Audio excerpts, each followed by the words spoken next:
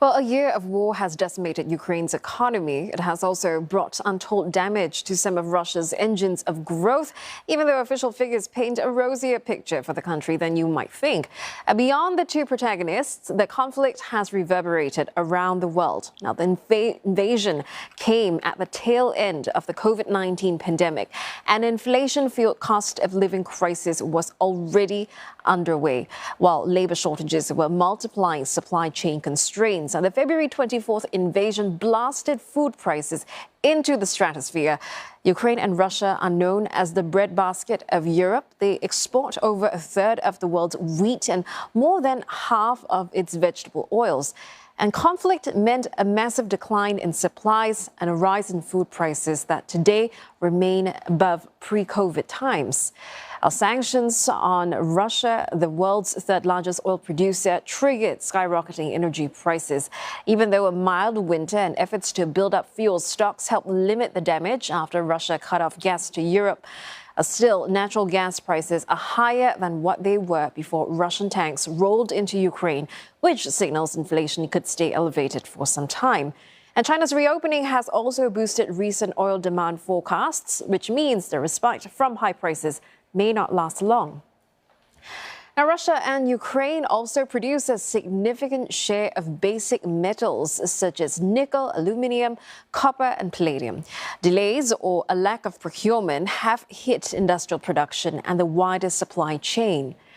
Advanced economies were largely resilient, and the International Monetary Fund estimates that the global economy grew 3.4% last year, slightly below what it forecast before the war started and before central banks started those big rate hikes.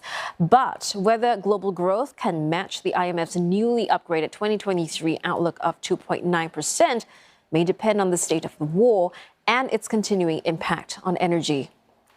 Amid the economic uncertainty and tragic toll on human life, the conflict's impact on the world has been unequal. India has benefited from importing Russian oil at steep discounts, which it refines and sells to the West.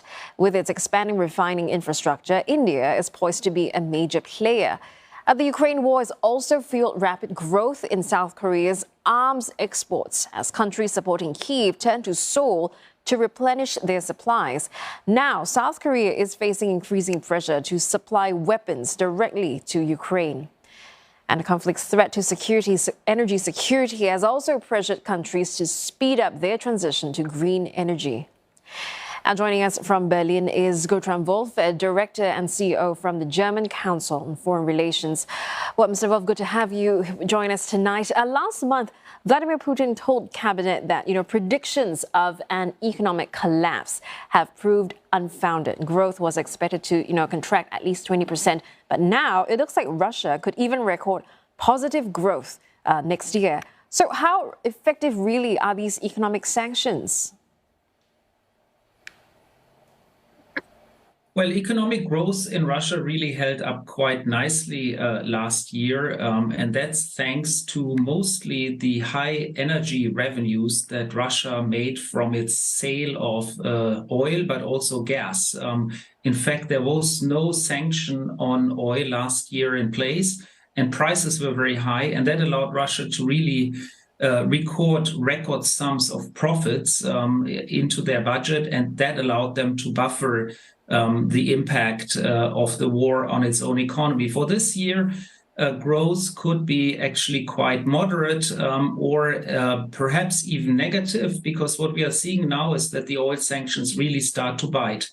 The sanctions, the most important effect of the sanctions has really been on military capabilities of Russia, export restrictions on high-tech goods that are necessary for the production of arms and weapons have really bitten Russia quite strongly.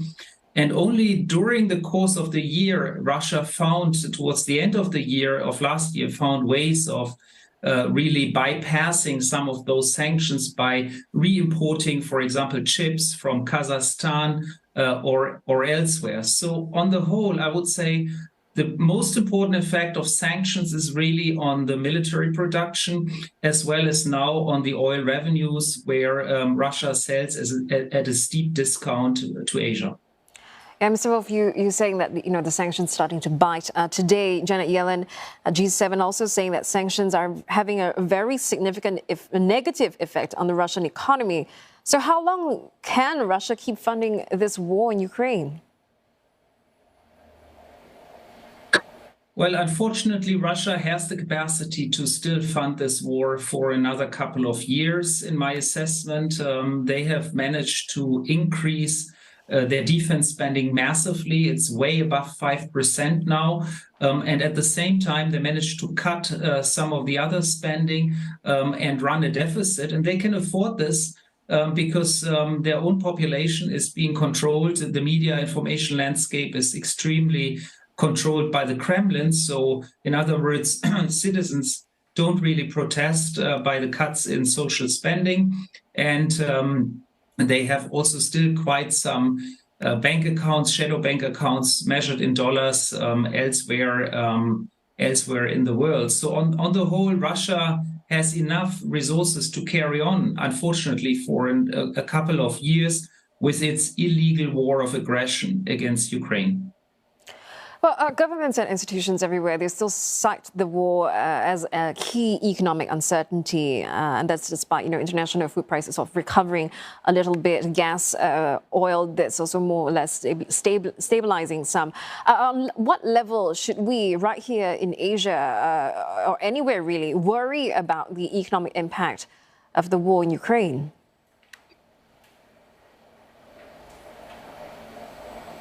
Well, listen, the economic impact of the war is in particular big because it creates still so much uncertainty. I mean, we don't know how this war will go. It's far from over. It can still be that Russia makes significant gains. It can also be that Ukraine pushes Russia back. But it creates this feeling of uncertainty, which I think really matters for businesses around the world and where businesses feel uncomfortable with. And let me also emphasize that Russia continuously weaponizes its own as well as Ukraine's access to the Black Sea.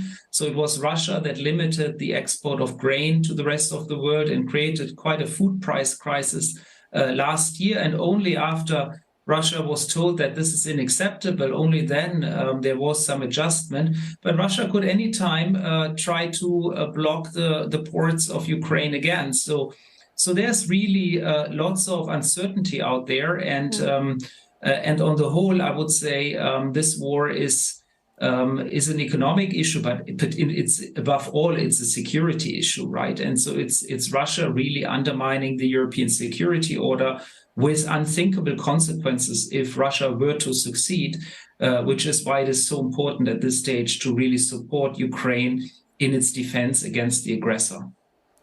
Yeah, Mr. Wolff, one segment of the economy that is likely to gain from the war, that is security and defense industries, and that's around the world, not just Russia and Ukraine.